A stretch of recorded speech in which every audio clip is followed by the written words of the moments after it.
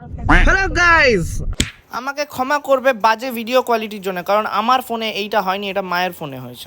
আমরা চলে এসেছি কালী পুজোয় ঠাকুর দেখতে, বেরিয়ে গেছি। কে কে আছে? আজকে কোনো ভাই বোন নাই, আমাকে জোর করে ব্লগটা শুরু করাতে হয়েছে এদেরকে। এখানে ছোট মামার সঙ্গে পেছন থেকে বসে আছে, সামনে মা, এখানে ভালোবাসি, সামনে কাকাই আর বাবা, আর পেছনের গাড়িতে বাচ্চাগুলো আছে, তাতু, আসু, নাদন, কাকা আর মশাই। তো আমি আস্তে আস্তে দেখাবো, ঠিক আছে? আপাতত যাই, এক একটা প্যান্ডেল আসুক, আমি গিয়ে আবার ভিডিও অন করে ব্লগ করতে শুরু করবো, ঠিক আছে? তো এখন আপাতত রাখছি। ভাই সরি, এইখানে এত বাইরের আওয়াজ আর মিউজিক চলছিল যে কপিরাইট একদম নির্ধারিত ছিল। তো তাই আমি এইখানে বলছি, এইখানে আমরা সকরভাঙাতে ঠাকুর দেখতে গেছিলাম। এটা সকরভাঙার ঠাকুর। তো ওইখানে যে এবিএস একাডেমিটা আছে, ওটার বাইরে এই প্যান্ডেলটা হয়েছিল। তো এইখানে দেখে না, আমি এখানে ভয়েস ওভারটা বন্ধ করছি, আবার আমি নেক্সট যেখানে দেখাবো সেখানে আবার আমি চালু করবো। গাইস, এখানে কি হচ্ছে? ব্যালেন্স করছে, কি দারুণ!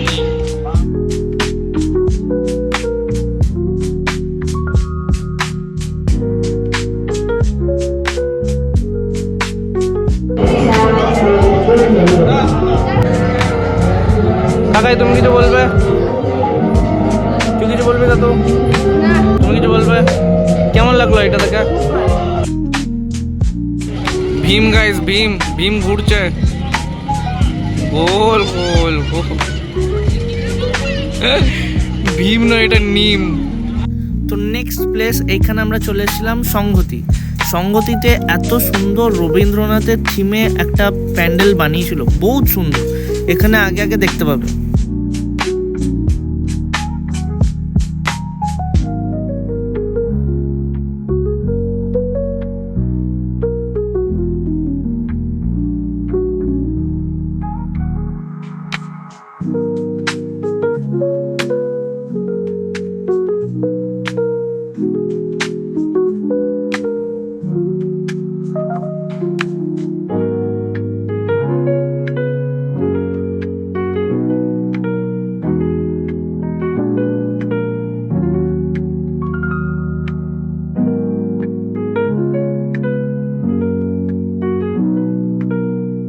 আসছে এইখানে তাতু বলছে ওপর থেকে যদি একটা বই পড়েছে মাথায়, সব পড়াশোনা একদিন হয়ে যাবে। তো আমরা নেক্সট যাচ্ছি। কাকাই, আমরা নেক্সট কোথায় যাচ্ছি? আর নেক্সট কোথায় যাচ্ছি? আমরা কজন মিলে? আমরা কজন? পেছনে মশাইরা আসছে।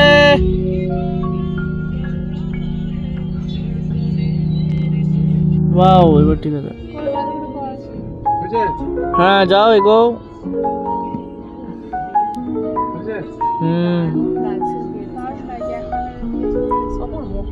মার্কনির কি দারুণ লাইটিং! কনসেপ্ট চেঞ্জ হয়ে গেছে পুরো।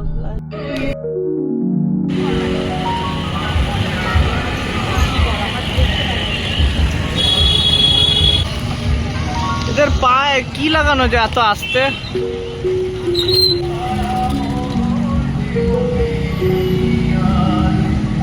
আমরা কজন ক্লাবের লাইটিং কত সুন্দর হয়ে যাচ্ছে। আমি যাচ্ছি। এটা কি লাইটিং, কি লাইটিং! এত বেশি লাইটিং দিয়েছে, বহুত সুন্দর লাগছে।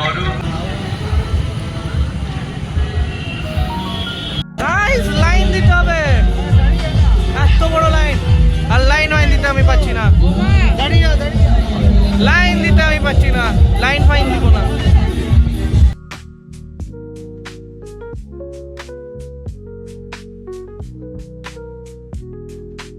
গাইস, আমরা তো ঢুকতে পারিনি। এখন ছোট মা নাদন গিয়ে ঘুরে চলে এসছে, আর মারা এখনো বেরোতেই পারেনি। মারা কোন দিকে বেরিয়েছে কে জানে। এখন দাঁড়িয়ে আছি,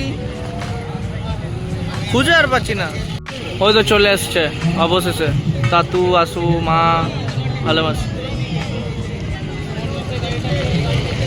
আমরা চারিদিকে দেখলাম পুজো, ঠাকুর।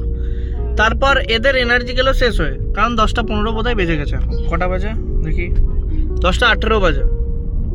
তো এখন আমরা যাচ্ছি খেতে বনলতায়, কারণ এরা আর হাঁটতে পারছে না কোনো রকমে।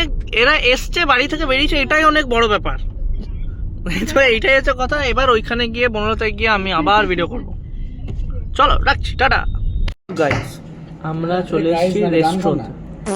এইখানে আমার দাড়িটা যে অর্ধেক কাটা হয়নি আমাকে কেউ বলেইনি, কারণ আমার ট্রিমারের অর্ধেক চার্জ শেষ হয়ে গেছে আমাকে, তাই আমি গোটা দাড়িটা কেটে দিতে হয়েছিল।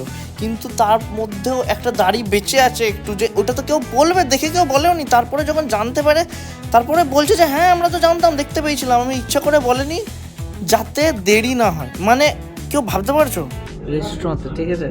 তো রেস্টুরেন্টে এসে এইখানে ঝামেলা চলছে রীতিমতো, কে কী খাবে। একজন বলছে নান খাবে, একজন বলছে পোলাও খাবে। এবার পোলার মধ্যে দু রকমের ভেরিয়েশন আছে, কেউ কিছু ঠিক করতে পারছে না। বাবা মাঝখান থেকে বলছে ভাত খাবে। মানে কি চলছে এখানে? আর রাত এখন কটা বাজে? 10:30 বাজে। 10:30টায় কেউ খায়নি, আর এখানে ভাত পোলাও নিয়ে ঝামেলা চলছে।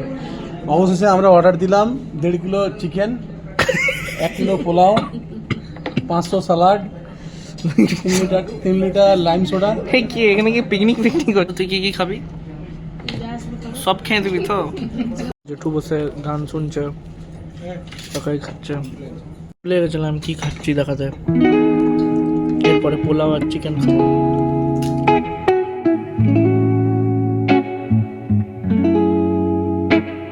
তো গাইস, আমরা অবশেষে খাওয়া শেষ করে বেরোলাম বনলতার বাইরে। আমরা বনলতাতে খেতে এসেছিলাম জেঠুর কাছে। তো এবার অবশেষে আমি ব্লগটা এন্ড করব। এখন কটা বাজে বাবা? এখন কটা বাজে কাকাই? কটা বাজে? 11:27। ব্লগটা এন্ড করা হচ্ছে। আমাদের ঘোড়া আজকের মতন ডান। Tata, bye bye.